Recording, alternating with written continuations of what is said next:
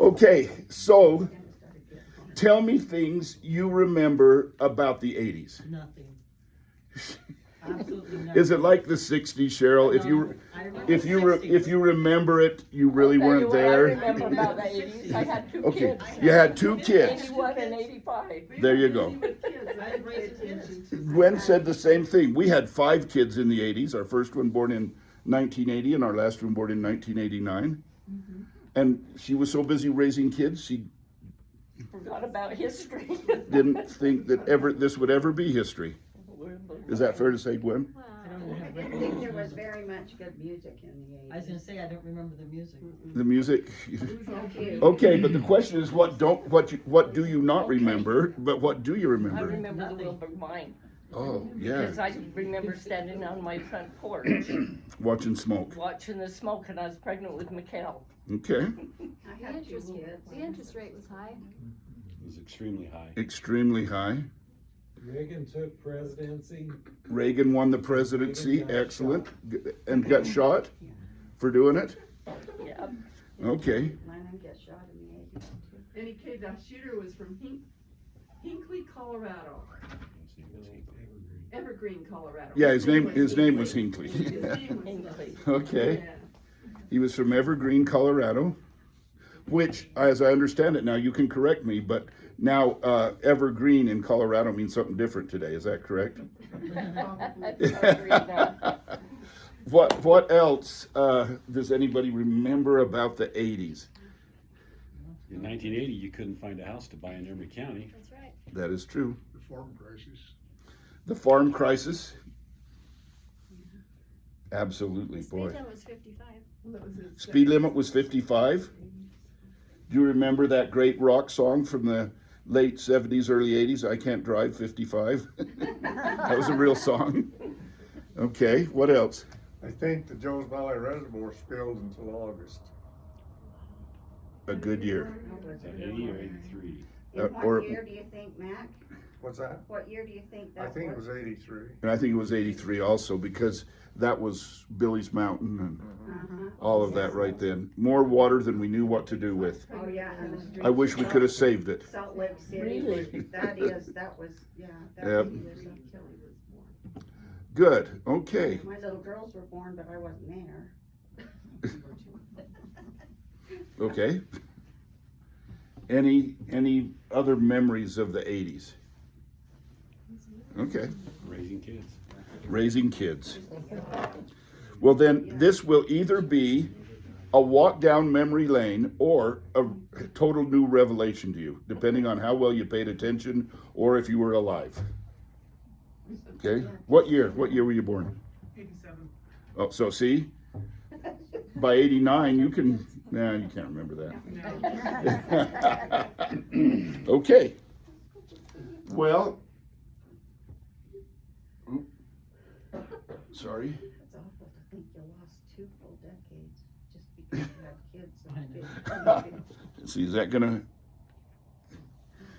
For those of you that are watching this on YouTube, go ahead and expand that so you can see it better, because it's way tiny here. We'll fix that some other, maybe. You're gonna read it though, aren't you? I'm probably going to. Okay. Hey, a crazy thing happened Let's see. in the 1980s that had not happened before. And that was the 2 political parties became very much identified with a ideology. Now, that had not always been the case. As a kid in high school, I was quite amazed to find out, to realize that there were some very conservative Democrats, especially in the South, and some very liberal Republicans, mostly in the Northeast. One of the most liberal Republicans ever was from Massachusetts, Senator Brooks and he was a very liberal Republican, where down in the South with Strom Thurmond, you find an extremely conservative Democrat. And so it was more regional politics than it was National. national politics at all. Utah has Matheson, a Democratic governor. Okay, so, and by the way, he was reasonably conservative. And so that's kind of how politics had been. But in the 80s, this polarization takes place where Republicans become associated with conservatism and Democrats become associated with liberalism. And that really was a polarization that was intentional. And a large part of that falls to Ronald Reagan for a lot of that, but also for his nemesis in the House, Tip O'Neill, who was the Democrat. And they both thought it would benefit their party and the nation to see more of a polarization take place. So that's what began to happen. So the Democratic Party, represented there by a donkey, that had a liberal agenda. They believed, I tried to get this from their points of view. This is from their points of view, okay? They believe that government should play a significant role in improving the lives of all Americans. That they should value social programs aimed at the elderly, the poor, unemployed, women, and minorities.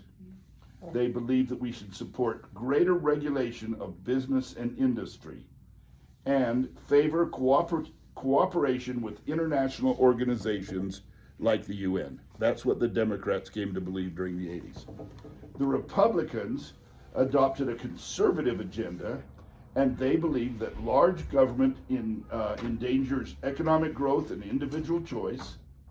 They sought to reduce taxes and limit government to promote economic growth, favored traditional family values, and favor our own national defense without needing help from others. That doesn't mean that we didn't cooperate with others, but that meant we had to be able to be on our own. Okay, now, anybody have anything to say about that? Yes. I have a question for you, Neil. Okay. If before the 1980s, the parties didn't really coalesce around an agenda, what was the purpose of the parties? What were they coalescing around? What were they? Well, so the question is, before the 80s, they didn't coalesce as much around an agenda. They always did have, their agenda, their statement of facts, their beliefs. But again, it was more regional. So even in the 60s, you find conservative Democrats trying to promote segregation, where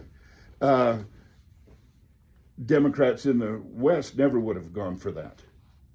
And more than any other thing, it was to see to try to pull enough people together to get your candidate elected, like now, but your statement of party politics did not, if you were a Republican that believed we ought to really support the UN, you weren't kicked out of the Republican Party. You were just in the more liberal branch of the Republican Party. And the two parties looked quite a lot alike, except on a regional basis, or even on a state basis. But it seems like people were more, I mean, I do remember, I was teaching school, so I was aware of teacher politics and raising little kids, but it seems like there was more willingness to a little give and take still. Yeah, they work together. Well, okay. For Utah to have Matheson was a conservative Democrat, and he was a good governor, I thought. And, those kinds of things just don't happen anymore. No. No, they don't. I have seen, if you look at the presidential election results, it's not, before the 1980s, whoever was president, they won by a majority of the popular vote, not just the electoral vote. And today, it's like It's quite close. a couple hundred votes. Yeah, it's quite close. So the question was, back in those days, the popular vote was often more extreme And there's some good examples, but even the electoral vote, Nixon wins by several million votes over McGovern in the 1972 election. He wins every state but one, and the District of Columbia. He wins every state but one. That state was Massachusetts. McGovern didn't win his own home state of South Dakota. So you did get those big kind of monster blowouts in those kind of times.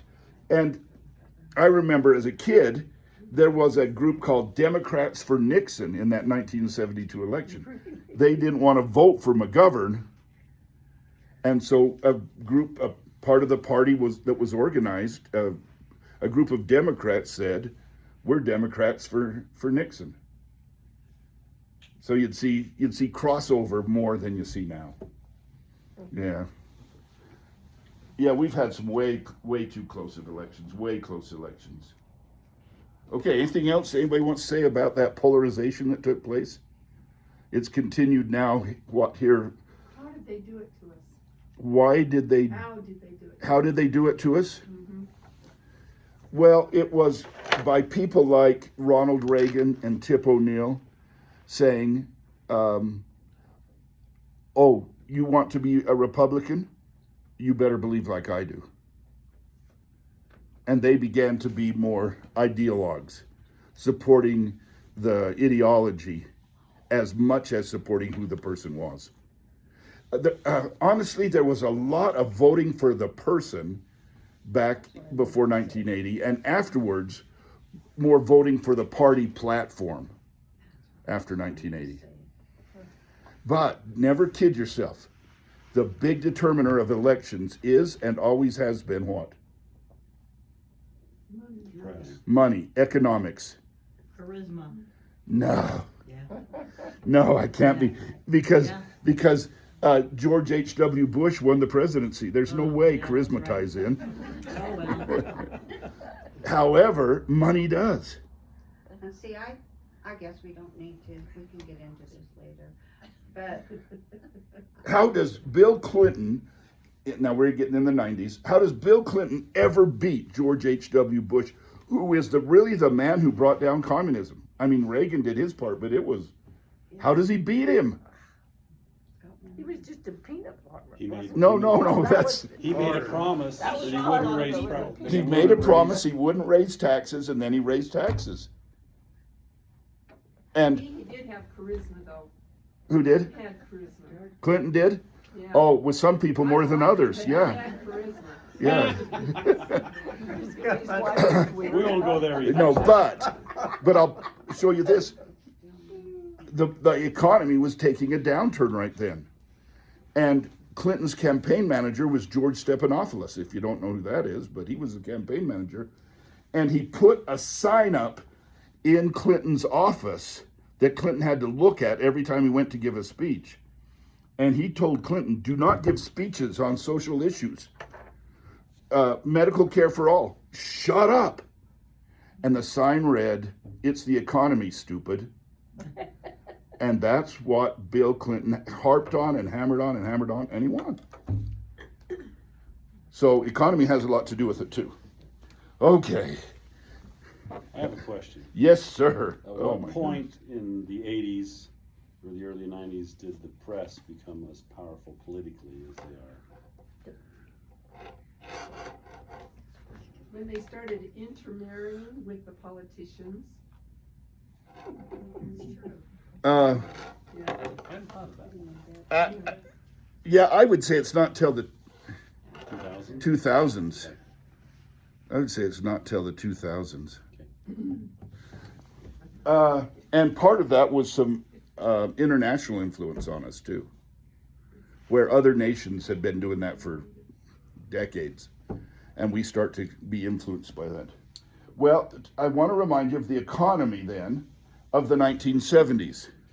This is a chart showing the great economic growth we went through. It's a huge downturn and inflation going up. This doesn't happen. This does not happen. But it did. And the it first sta- time I'd heard anything about the word inflation is probably in the late Well, 70s. it started during Nixon's term, and then if you remember that Ford had the win buttons he was passing out for whip inflation now. He wanted everybody voluntarily to lower their prices. It got worse during the Carter years, and this is what was happening. How can that be? Now, let's try to detail this. I heard politicians in 2008 say, this is the worst recession America has ever seen. Those politicians were either way too young or idiots who had not paid attention when they were in history class and that one coach was trying to teach them this. Oh, that was not called for, was it? Truth hurts sometimes. That 2008 doesn't compare to what you went through in the 70s and into the 80s. Now, let's just talk about it. Gwen and I, we got a loan for our house. Now, people are angry that the interest rate's 7%. Interest rate on our loan was 10.5. My Ours first, was my first 12. house. 12. 13. I hear 13. Do I hear 14? 14, 14. Do I hear? That was interest rates. And we just had to- refinanced. Now, hold on. That was interest rates. What was unemployment like? Because, you know, we've never had unemployment like we did in 2008. Baloney. It peaked at 8%. 8.1. Unemployment peaked. Does anybody remember trying to get a job some places in the 1980s? No. Wasn't easy. Unemployment in the United States hit 12%. So you've got unemployment and you've got high interest rates. And then what was happening with inflation? Does anybody remember how high the inflation rate went? It depends on what product, of course, like always. Some things got as high as 20%. Some things were about 12%. We get all panicky if it gets up to 6 or 7% now. This was a bad time, and it was called stagflation. Why? Why did we hit this? How can that happen? What do we do to bring down inflation in today's world? We raise interest rates. Well, I got to tell you, we had a situation where interest rates were going up, unemployment was going up, and inflation was going up. What had caused this? You know. You lived through it. Remember when We've blocked it from our memory. of course you We were did, it's raising bad. kids Tom? at that time. Yeah, right. Thank you. Tom hit it right on the noggin. He watched gas prices go from 19 cents a gallon to an unbelievable 54 cents a gallon almost overnight. And lines up at the Now, stations. you know, I would teach kids in history about this, in class about this, and they would laugh too. Oh, 54 cents a gallon. But think about it. Take 19%, that's tripling the price. Now, take $3 and triple it, that's nine. Well, how would you like overnight to have your gas be $9 a gallon? Go to California. Yeah. That's, well, and that's exactly what it was like to us, wasn't it? Well, that's when there were lines of cars waiting to 70s. get gas. That was the 70s. Well, okay, well, maybe Yeah. the- This starts, Yeah. this starts in the 70s. And somebody else. And so that was one of my jobs when I first got to drive a car, was to take the car down to Aldo's and get in line and wait for how much gas we could get. Sometimes it was only 5 gallons. I remember pulling my swather into the service station. I could get 5 gallons of gas Yep. to go cut my hay. Not much cutting could you do with 5 gallons of gas. Well, that's what was happening. In California. And it had, honestly, I mean, Nixon was gone for his own faults, but it had killed Ford, it had killed Carter. And now Reagan's going to be elected and he's got to face those same problems. Okay. Here's, this says conservatives are revitalized and liberals fall into disfavor. I don't know why I didn't get the rest of it on there. We start to see new organizations growing up we had never anticipated. One is Jerry Falwell and the Moral Majority. It was a political organization. It promoted a religious agenda. Its stated purpose was to protect traditional family values. They opposed abortion. They opposed the Equal Rights Amendment. They opposed homosexuality. And they had a monster impact on the election of 1980. Does anybody remember Jerry Falwell and the Moral Majority? Remember the name? Yeah, it had an effect. And the biggest effect it had, it began to turn Democrats into Republicans in one section of the country more than others. Not Utah. We were already there. The South. The South began to see Republicans being elected. And a lot of it had to do with the moral majority. Okay. Well, that brings us to the election of 1980. The Republicans nominate Ronald Reagan. He came from Illinois. He had become a sports announcer. Anybody know his nickname there in Illinois? Dutch. They called him Dutch. They said, Jed, you ought to move away from here. So he loaded up. Oh, no, wait, that was a different guy.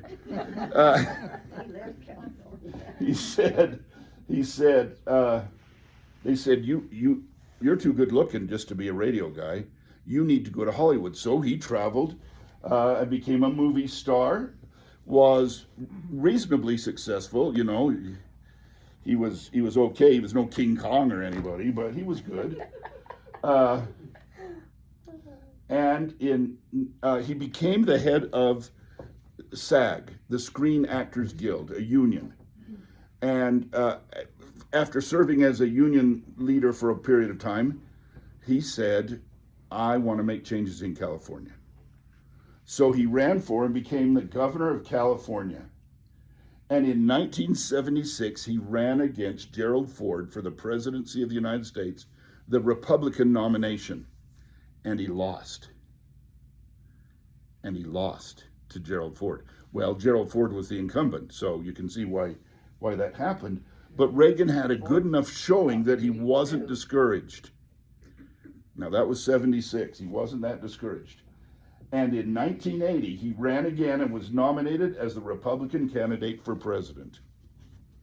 Now, he was going to have to run this time against the incumbent, the man who had beaten Gerald Ford in the general election, the Democrat, Jimmy Carter from Plains, Georgia, just recently passed away at age 101 was it? 101. It was 100, at least 100. Yeah. I thought he had a pretty successful first century, but then after that, I don't know.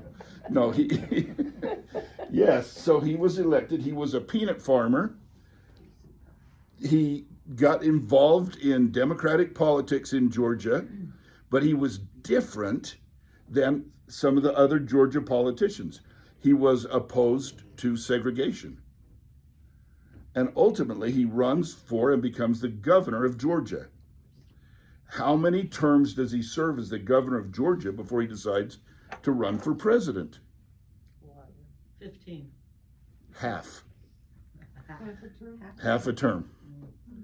And says, I might as well give it a try. So he ran against, again, Gerald Ford, and beat Gerald Ford in the general election. And he serves, and he now is the incumbent president that Reagan's got to try to beat. But he had some problems.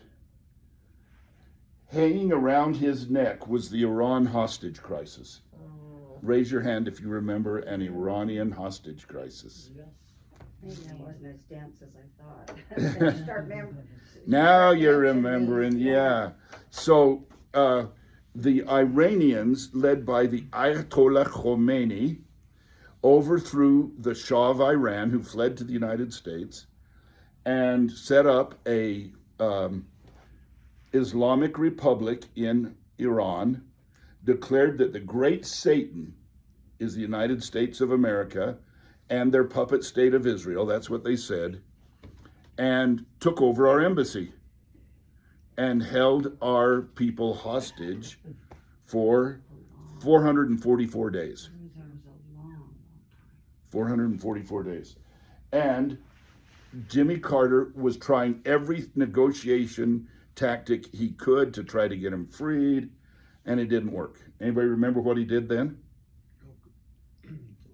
Went in with helicopters. He sent helicopters and some airplanes in to go in and do Impossible job. an impossible job. This was a huge mistake. They didn't make it, not even close.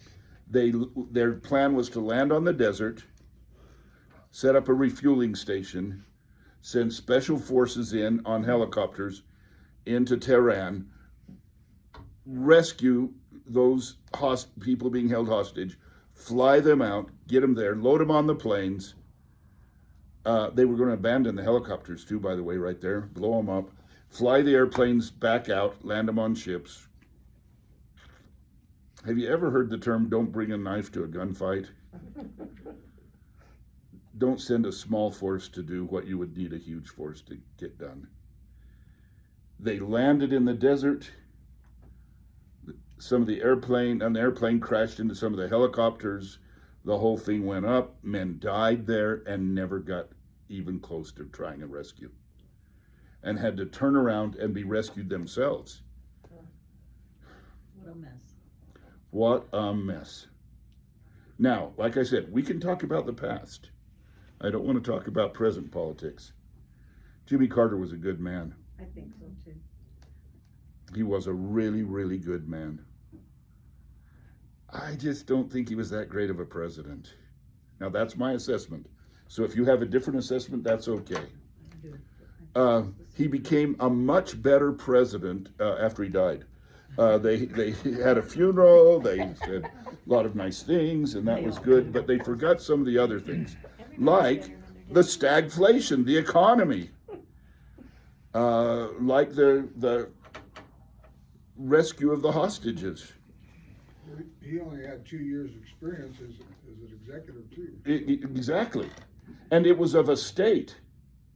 Now, had the United States been involved massively in raising peanuts, that man could have been one of our best presidents. Did he do peanut butter or just straight peanuts?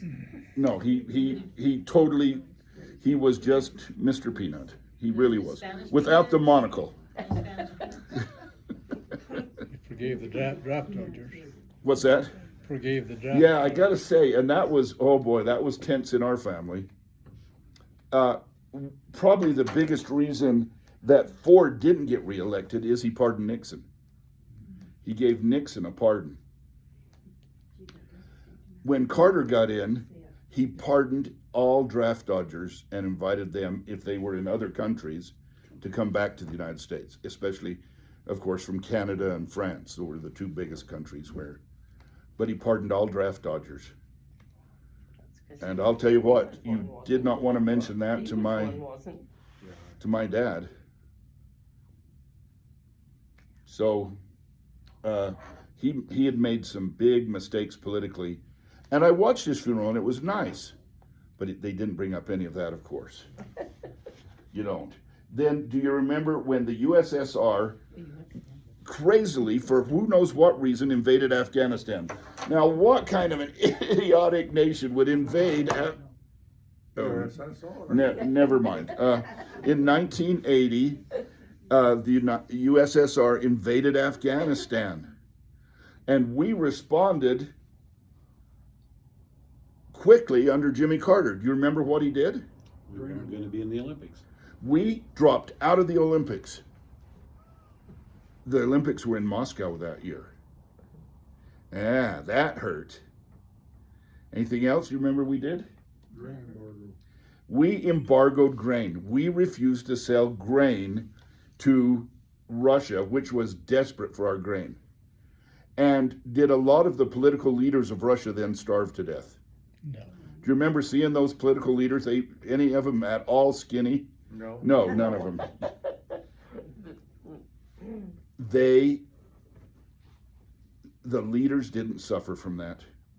The only thing the leaders suffered was from us dropping out of the Olympics. Yeah.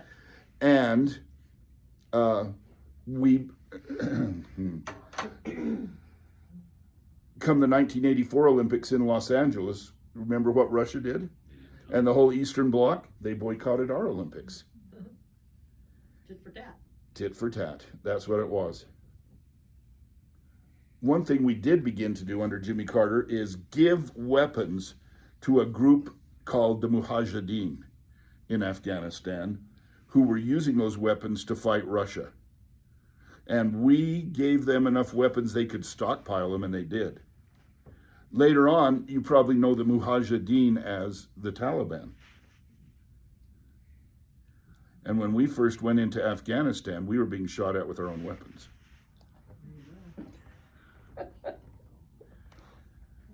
Okay. Anyway, the USSR invasion of Afghanistan was kind of idiotic. Anybody want to give me a lesson that we could learn from this? Well, just even both the pardons, the pardon of Nixon, the pardon of the draft. Why do we study history if we don't learn anything from it? Great question. Now, one of the very best examples is George W. Bush. Why did he take us into war in Afghanistan, and the kind of war that we went in there? But that wasn't who bombed the towers. Well, I mean, that's where the Al Qaeda training camps were. Oh, well, and not the. But he said, if you protect Al Qaeda, then you're as bad as they are, and we'll attack you too. Well, yeah, I don't. And then we built Saddam schools, Hussein wasn't a knife. and we built hospitals, and we told them, now you're going to have democracy. And then here comes Biden. I'm trying not to say anything. I know you're trying hard, Jen. Thank you. That's good. At least you're saying it soft. Anyway, I'm just thinking it. so here, I'm just going to tell you, this is my opinion, and it's a terrible opinion, and please definitely judge me for it. Why didn't we, from the air as much as we could, just rain hell down on those people? And I'm saying, why did we have to go to war against Afghanistan? We knew where those Al Qaeda training camps were. Go in there and say, you killed 3,000 people. Our people are worth 5 to 1. We're going to kill 15,000 of yours. Military industrial complex. I understand. Did they want our schools in the end? No. Did they want our hospitals? No. Did they want our democracy? No. Just go rain hell on Al Qaeda, and when you've figured you've killed about 15,000, you say to them, now, that was 5 to 1. Next time, it's 10 to 1. Now, let me tell you why that's my idea. And it will never fly. The American people would never go for that. But they are a feudal society. They are into feuds. This tribe against that tribe. This town against that town. This family against that family. They understand feuds. That's all we needed to do. We didn't have to rebuild their civilization. We didn't have to give them democracy. They didn't, in the end, they didn't want it. Well, they didn't know how to even approach it. You know what? The only people who, I'm in trouble now. The only people that deserve democracy are those that are willing to fight for it themselves. Now, I know there were some Afghanistanis who were willing, but as a people, they weren't there yet. I hope they would get there someday, but I think maybe we should have handled that entirely different. we lost a lot more men and some women in that war than we did when on 9/11. How's this making any sense? And military industrial complex, what's the money we spent on that? Exactly. Okay, Can we go back a little bit? sure. You talked about the grain embargo. Did it do any good? It just about bankrupted our farmers. But one thing as I recall, Okay. it proved to the Soviet Union that their state-run farms were not, because they had the acreage, they had everything, but they And- were controlling them, and that's And there were some great examples before. They really knew that kind of before, but this really brought it home. When Khrushchev came to America one time it's when he also went to the World's Fair. He saw cornfields in Kansas, and he came back to Russia and said, "We're growing corn. That is a good crop. Guess what's the problem? it was a state-run farm. They don't have the climate to grow corn." That's like trying to grow corn in Moroni, huh, Gwen? They just don't. They don't have the climate to grow corn, and But also people about that- starve to death.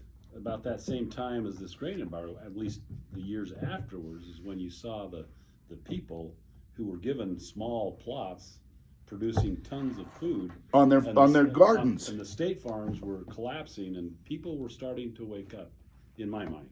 I think that's correct. Is But I he think- talking about in Russia? But let me ask Tom, because He was growing grain. did the grain embargo hurt them as bad as it hurt us? It destroyed the small farm. It did. Yeah. That was when You're right, the it family did. farms started dying out. Do you remember some very famous people getting together and singing songs for Farm Aid? Which all that money they collected saved 2 farms or something. I don't remember, but Barley went from $2.20 a bushel to 98 cents Yeah, it was. for years. you know, and that was kind of the problem with Carter in my mind. He had this great ideology that the world should be more like us. But the things he did tended to destroy us more than it did the people he saw as our enemies. Well, he didn't talk to his advisors. He couldn't have talked to his advisors because peanuts are grown under contract. Yep. If you don't have a contract, you cannot grow a peanut. And it's like trying to bust into Fort Knox to get a contract. Yep. And so he had a market, regardless. His market was guaranteed. So he didn't realize, I don't think he didn't listen to his advisors on this grain embargo because, yeah, it killed us. It did. Tom, you had a comment. Well, one thing that I remember that kind of stands out in my mind is that we had the 3 Mile nuclear emergency. Yes. And it seemed like Carter got involved with the technical aspect of the operation of 3 Mile Island, which he's a nuclear physicist and all that. I get that. He was. When he was in the Navy, yes. But then all of a sudden you nearly had a meltdown, and all I'm hearing out of Washington was that Carter was going down the 3 Mile Island straightening up. At least that's what my perspective was. And then all of a sudden, I was involved with uranium industry here in Utah, And and all of a sudden the market for uranium went way it drops. down, and everybody just folded. The whole industry just quit. And which is highly unfortunate because 2 approaches: give up on nuclear or make it safe, and they took the first one. Right, and it still is in the back. It's just There's just hopes now that maybe we can bring it about. Okay, good. This has been a good discussion. I hope you've enjoyed it. Okay, so it's a close race. Reagan wins by a landslide. He is inaugurated in January. In April, he goes to give a speech in Washington, D.C. at the Hilton Hotel. I can't show you videos of it because they're copyrighted, but these pictures are not copyrighted. I can show you them. Okay. First, there he is coming out of the hotel. He's waving. I didn't see it when it happened. I was, who knows where I was. Teaching school. I saw No, the news, weren't we Well, all in in- 1980, I was in school. I was probably in school. I don't know where I was. I mean, I was teaching. Yeah, probably at BYU. Yeah, probably at BYU by then, but I didn't see it but till the news. Then I saw it over and over. First one, he comes out, he's waving, the press is there close, and shots are fired. And that's the second one, second picture there. And then quickly follows the third picture where the Secret Service has machine guns that came from nowhere. And the last picture was, and yet all this kind of happened at the same time. There are 4 different pictures. But if you can see, there is Reagan, upper left of the people, being shoved into the limousine to get him out of there.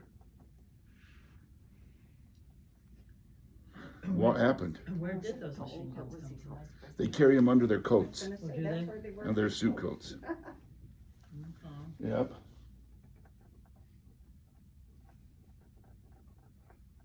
Reagan was shot. Yeah, he was. A bullet hit the car, ricocheted off, and hit him in the ribs and entered his lung. There were 3 other men shot at this time. One was his press secretary, Brady, was shot in the head. He died. He didn't, well, hold on. It took a while. He's dead now. Yeah, it took a while. He lived for, what do we got, 81 to 2014. So he lived quite a while. However, when he died, they determined his cause of death was that wound. And charged the shooter with murder at that point. They shot and you can see people lying there, shot a police officer and a Secret Service agent were shot. Didn't somebody die at that time? No one died. No one died at that time?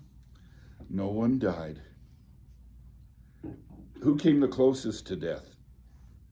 It had to either be Brady, who was shot in the head, or Well, Reagan. He suffered a lot. We didn't know this. They covered it up from us. Reagan almost died in the car on the way to the hospital. They how didn't many know if they years- could save him when they got him there. How many years would this be after the Kennedy assassination? What year was this? This was 1981, April of 81. 18 years. And so, 0 year. almost I 20. saw that happen. Yep.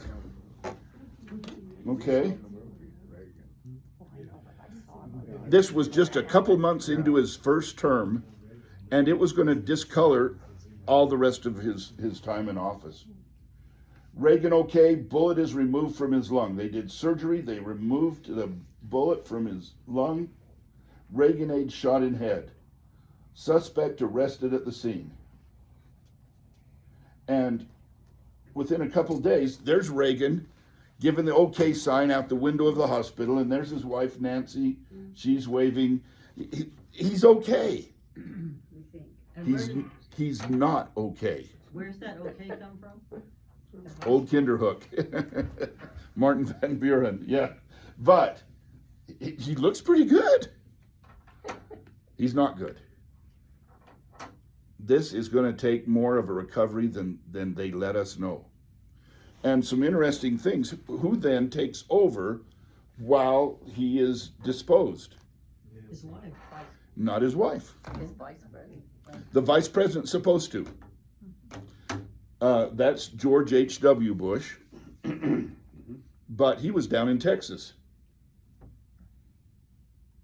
But there was a man who was Secretary of State at the White House. His name was Alexander Haig. And Alexander Haig came up and said, "It's okay. Everything's under control. I'm in charge." That's what you get when you put a general in charge of your Secretary of State. I'm in charge. He was not in charge.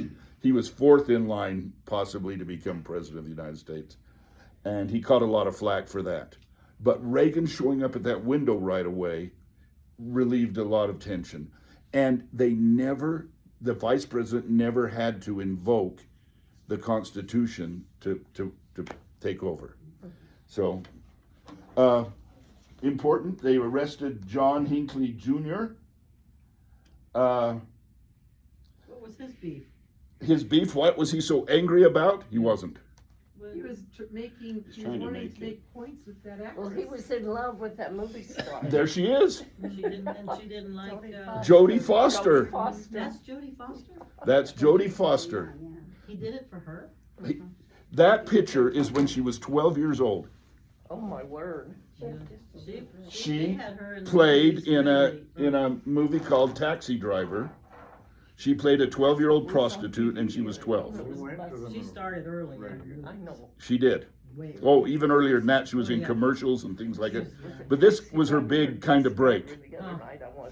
And in that movie, Robert De Niro becomes this obsessed guy trying to protect this 12-year-old prostitute, to the point that he tries to assassinate a senator who is running for president In the movie. in the movie. John Hinckley watched that movie 18 times, we know of. Oh, my word. 18 times. Now, by the way, if you'll think back, there wasn't any DVDs or He's going to the theater. That's what he was going to the movies and watching this. Unless he went to the 50 Cent. He was obsessed.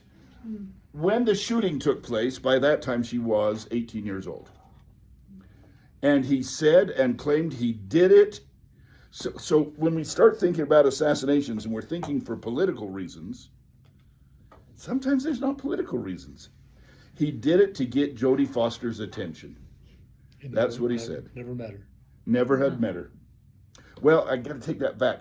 He had tried a couple times to meet her, but had never actually had a conversation with her. But he is found not guilty by reason of insanity. And he is locked away in a mental hospital for, oh no. He's out. He got out in 2016. Oh, yeah? The doctor said he's all better. How old is he?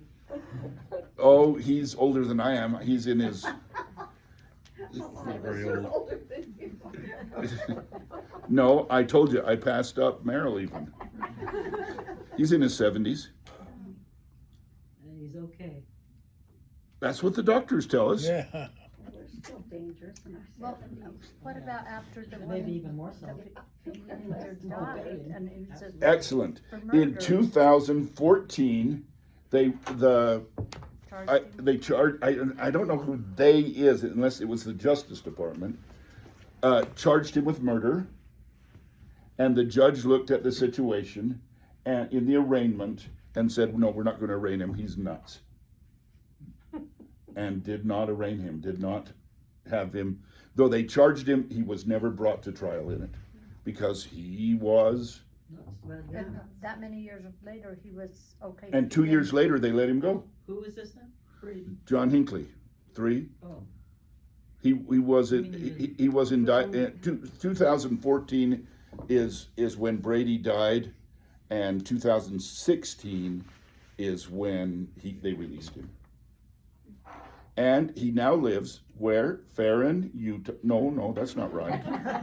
No, he doesn't.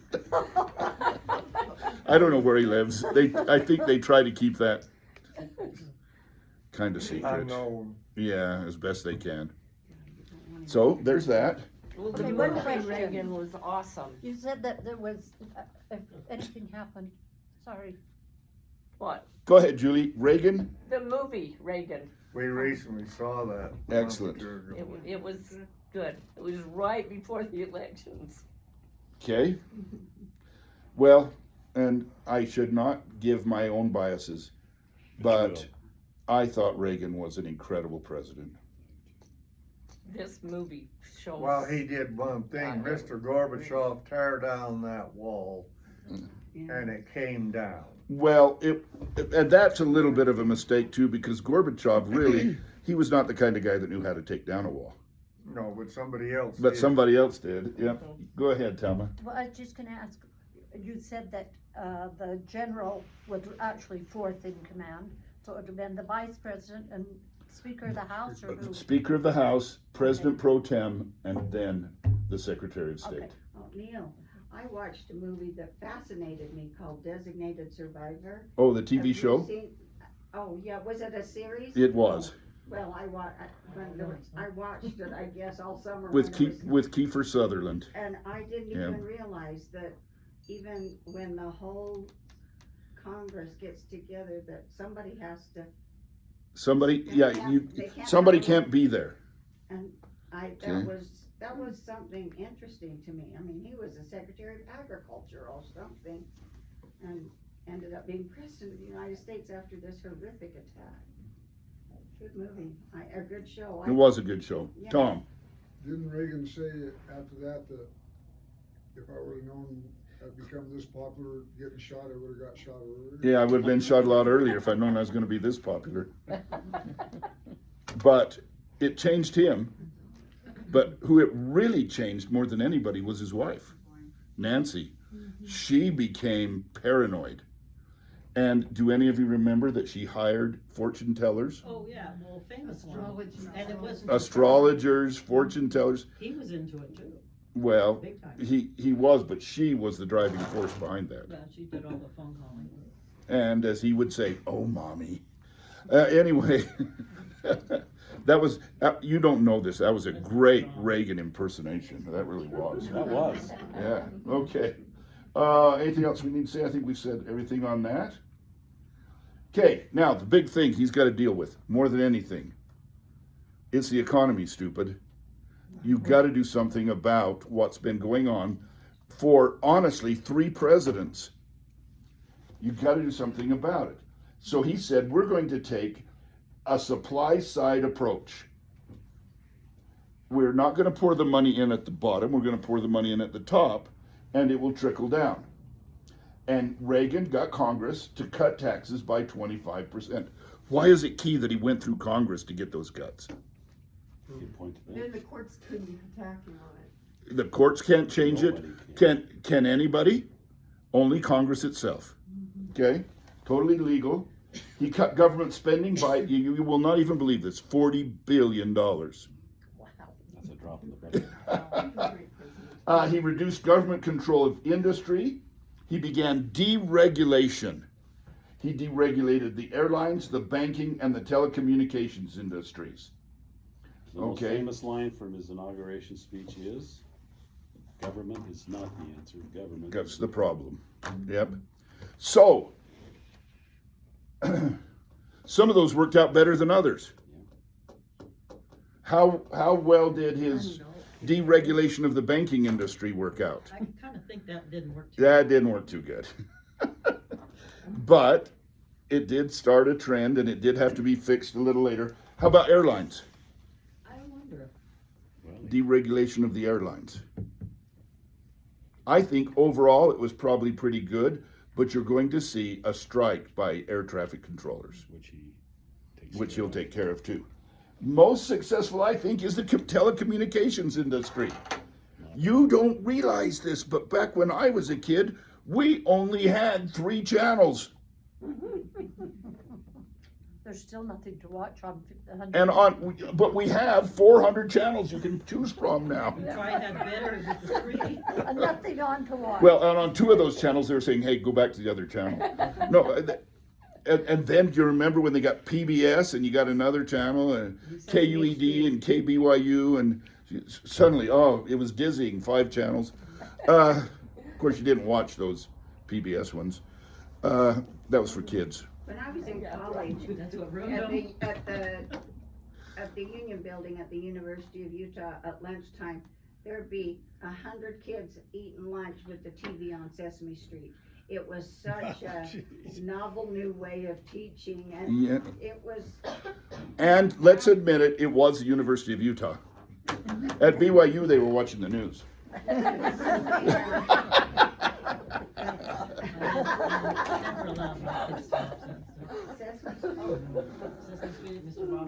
Well, anyway, under telecommunications, it's a lot more than you think. Was it, do you understand that this freed up bandwidth? And freeing up that bandwidth, do you know what it meant? More frequencies. What's that? More frequencies. More frequencies, absolutely. And what does that mean could be created? The internet could be, even more than that. wireless. The great curse of our generation, cell phones. Cell phones came about. I remember starting to teach in 1983, and I met a man named Willie Frisbee, who was a technician there at the high school. He'd been hired the same year. We were hired the same year, we retired the same year. And Willie said to me something unbelievable to me. Someday everybody will have their own phone number, and you will be able to call somebody's pocket. That's right. I thought, Willie, you're pretty smart with some things, but here you're an idiot. And no, it turned out it was me that was the idiot. Totally me. All of that came through deregulation of the telecommunications industry. And you're right, you now, cable TV came about because of it. And from cable TV now is streaming and on and on and on from his deregulation of telecommunications. I think that's the one that was most successful. Do you want to keep going for a half hour more? Or do you want a quick break? Keep going. Okay, I'll keep pushing. So he starts this supply side. He's cutting taxes and cutting government spending at the same time. Makes sense. And Tip O'Neill and the Democrats said it cannot be done. Can't be done. And in 1980 to 1982, this is his first 2 years, we hit a recession. Didn't notice. Didn't notice? Oh, I did. Yeah, but can you explain? I had to go work at Pizza Hut. I feel like a high school kid again now. Will you explain the difference between inflation and recession? Inflation is when prices are going up. Recession is when unemployment is going up. That's why I didn't notice. Now, that's the simplest way to say it. There's more to it than that, but that's simplest. But here again, unemployment's 10% under Reagan. Interest rates hit 20%. And inflation is at 12% under Reagan. That's after what we'd been through with Nixon, Ford, and Carter. And see, Reagan's the one that everybody looks back on and says, oh, if we could just have some more presidents like President. But hold on, I'm one of those people. And I'm not saying let me tell you why. that he wasn't a Because good- what he said was, and this wasn't just his idea, you need to understand, a president can't control the economy. Not at all. But his advisors and the Fed and others came to him and said, I know interest rates are high, we got to raise them. He said, okay. The fortune teller told me that would, no, he didn't say that. He said, okay. And by 1983, that's another thing people have got to realize. What a policy a president may put into effect doesn't take effect for a couple of years, sometimes longer. But by 1983, inflation was falling, not leveling out, was falling. Unemployment was coming down, and the productivity of the United States was going up. It worked. Didn't work fast, and it was hard times. And as I had a wife and young family, and to get a job, I had to take some terrible jobs. I mean, terrible jobs. I had to artificially inseminate turkeys. You're a student too. And at the same time, I was a student. I worked And grosser than that, I worked at Pizza Hut. Did you wash your hands between jobs? Sorry, Neil, sorry. If we're gonna get that way, I licked him off, okay? Sorry about that. No, it was years, it was a couple years in between there. And I'm not putting Reagan down, you know who I was raised by. Yes, I do. mean, So, but it wasn't all, It wasn't all, it wasn't all snowflakes and no. rainbows. No, in fact, it was very hard. And Reagan got a lot of enemies because things were not changing fast. They don't, and that's part of the problem with the general American public. I want it now. They want it right now. Well, it can't happen right now. It cannot. And the president cannot by himself make these kind of changes. There's got to be more to it than that. But it did work. Politics, but this isn't now politics that I'm talking about. You're talking about now politics? No, Oh, good. I'm talking about. Because he forever already politics. said that was out. Now No, politics that's is what I'm out. saying. I'm not Back doing now then, politics, okay. Russia had a problem Big problems. because communism took away the people's incentive to work. And the same thing with the high taxes that Reagan was dropping. It took away the incentive to work.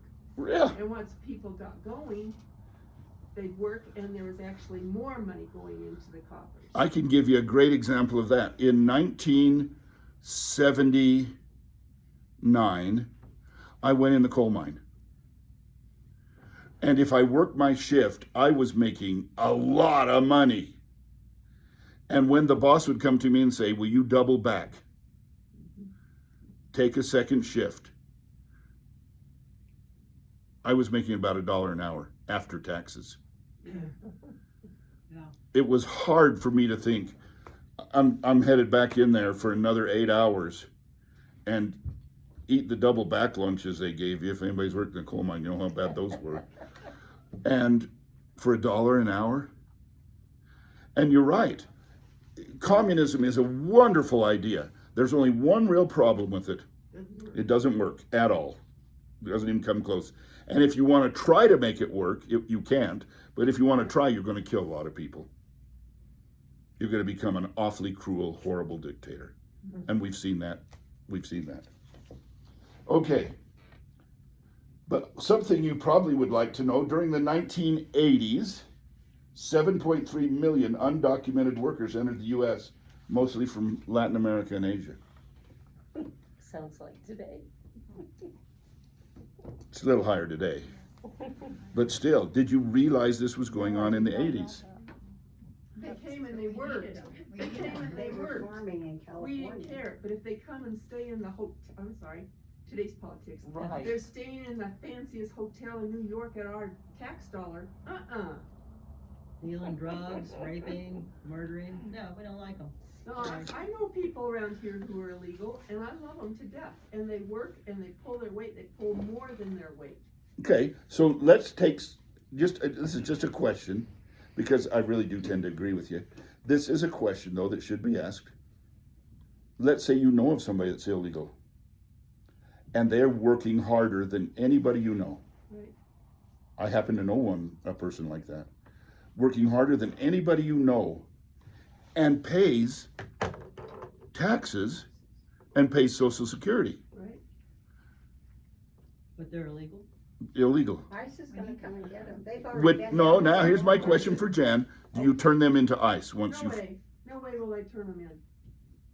I love them. They need to be here. They're an asset to our community. They are not users. They are an asset. Okay. Well, ICE is. But if they're not an asset and they're up here staying in the hotel in New York, you betcha I'm kicking them out. What if they're at a hotel in Salt Lake, but the reason they're there is they're working.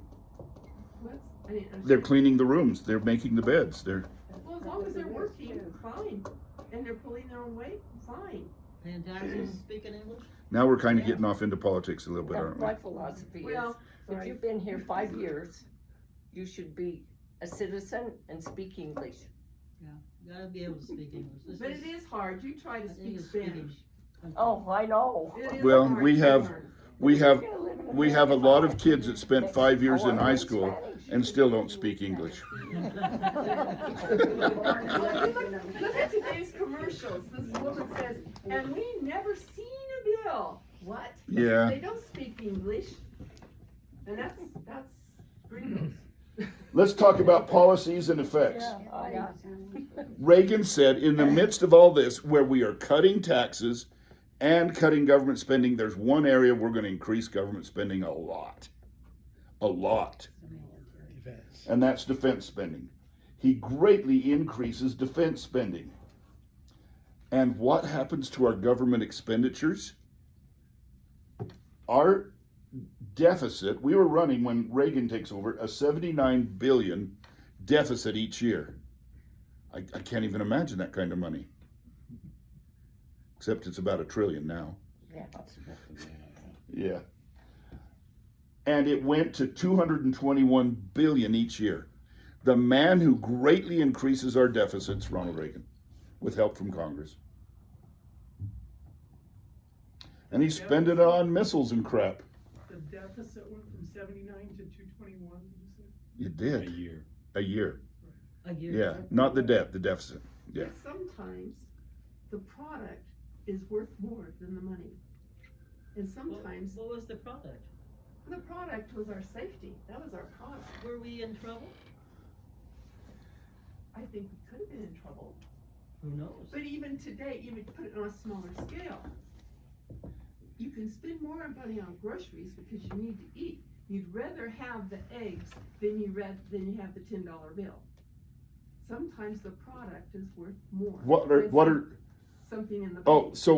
so I've got to tell you, I wanted to buy something nice for Gwen for Valentine's Day, something kind of expensive. Yeah. So I got her a dozen eggs. That's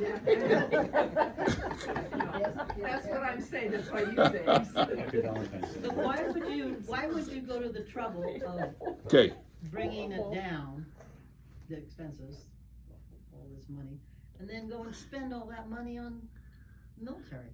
That's a Because great you have question. to have the same weapon your enemy does. But I don't want to. Then you'll have to eat the bomb. They will start. So you want to speaking bring a knife to a gunfight? Yes, absolutely. Knives are really messy. I don't believe in war anymore. It's just stupid. I'm sorry. We've moved beyond that. Well, No, so we haven't. Yeah, we have. so what we were operating on was the idea that having superior weapons would keep the Russians and a little other nation, the Chinese, from using their weapons. So this was viewed. In fact, do you remember what he named the MX missile? It was first called the MX missile. Anybody remember what he named it? Renamed it? The Peacekeeper missile. It's your peacekeeper. The Peacekeeper. Oh, I was thinking like detente or mutually assured destruction. Mutually assured destruction is the idea. That came about during the Eisenhower administration, but he believed in it. You stop people by arguing from strength.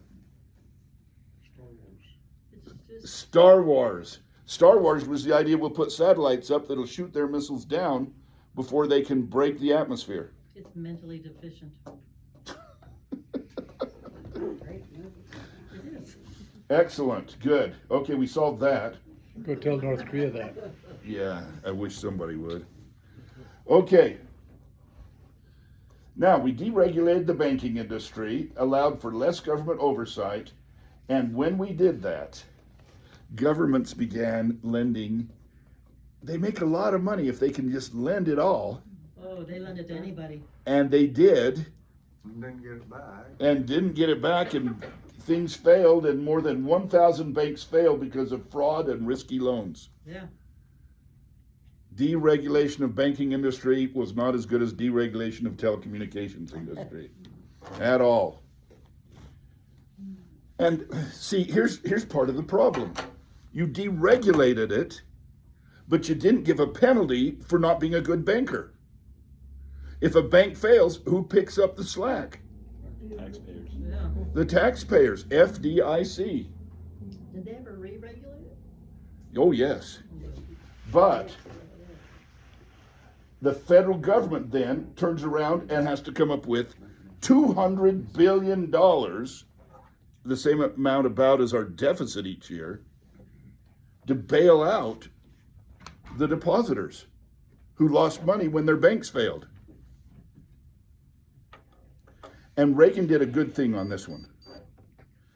It turned out this was basically his fault and was a problem, but he did not give the money to the banks. He let the banks fail and then gave the money to the depositors, the people who had deposited their money in the banks. Yeah, that makes more sense than what A happened lot later. more sense. Yeah. What happened, yes, later when certain car companies were too big to fail, kind of thing. You bail out the companies, Yeah, You bail out the people. and that's the smart move that Reagan did there, and it was a smart move, but it was his deregulation that had caused it, but he came with a better effect. Here's some challenges. In 1981, deregulating the airline industry, air traffic controllers go on strike. Fired him. He said, you will be back on the job on this day or you don't have a job. And they called his bluff. And what did he do? He fired him. Did that make Americans, does that make our airlines much safer? No, Not for a while. I wouldn't get on one. No way. Not for a It's while, just- but eventually did it. Yes. What does what is his attitude? You cannot strike against public safety. Yeah, You cannot strike against public safety. that makes sense. And he enforced it. And boy, he caught a lot of crap for that. But he enforced it. Social Security costs are going up as we speak. But How do you mean?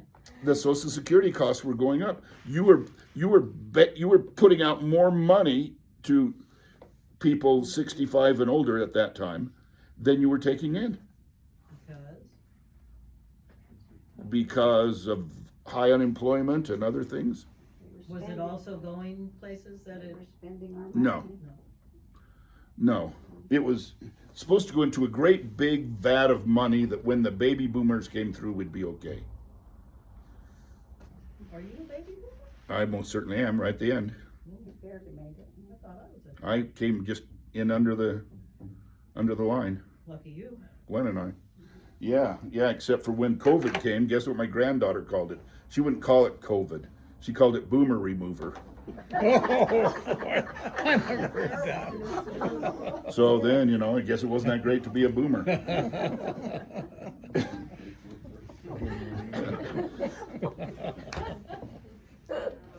What do you do? Did you let it crash and burn? No. He didn't. He made some changes, what was called the Social Security Reform Act, which, not popular at all. It kicked up how much money they were taking out of your income. It kicked up to the amount up to $90,000 that you had to pay Social Security on. Anything above $90,000 you don't have to pay Social Security on. But it kicked that amount up, and it set the groundwork for them to begin to move the retirement age up a bit, as you've They seen. still do. What's that? They're still doing. Right, it's 67 now. It's gonna be 80.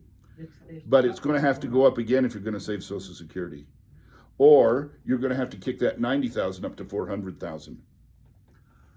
Would Or be terrible if the rich people had to pay into Social Security, wouldn't it?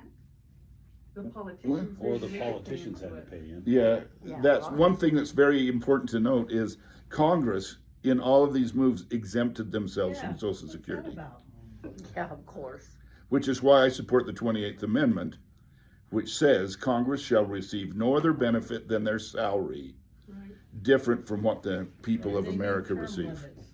Oh. I agree. You're preaching to the choir. In 1983, they came out with a report called A Nation at Risk that said our schools are failing us. Oh, that's just, I've got a list in a notebook of all the different new programs that have come out for schools. I mean, before this one, there was Back to Basics, and then there was Nation at Risk, and there was whole language, and I've got it in notes, Right. everything that. And then there was No Child Left Behind under George W. Bush, which is cool. When I retired, they gave me a T-shirt that said "Retired Teacher, All Children Left Behind," which is a good idea. That was the most emotional. But what it did do is something I didn't like, and that is the federal government said, "Oh, our schools are failing. We will begin to take them over." Yeah, thank you. And I don't know how good an idea that was at all. No. So, I mean, is education in Wyoming, does the same thing work there as works in New York City? No. Anyway, in 1981, AIDS first appears in the U.S. And immediately, what does Reagan do? He ignored it. And continued to ignore it until he was out. And then his successor ignored it. And it wouldn't be until Bill Clinton that it would be addressed at all by the United States government. By 1994, 250,000 Americans had died of AIDS.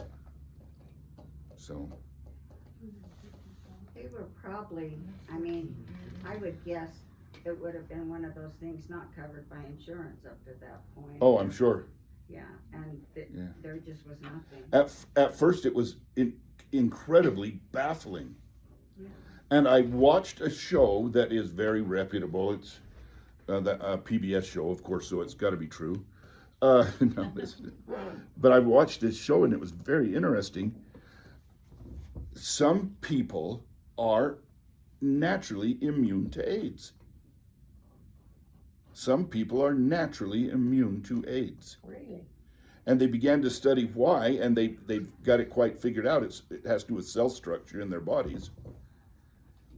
And those same people are, which AIDS is a virus, are immune to the bacteria that causes the bubonic plague. So the people who are immune to AIDS are also immune to the bubonic plague. Just a crazy thing they found out. But there were some people naturally immune to this virus.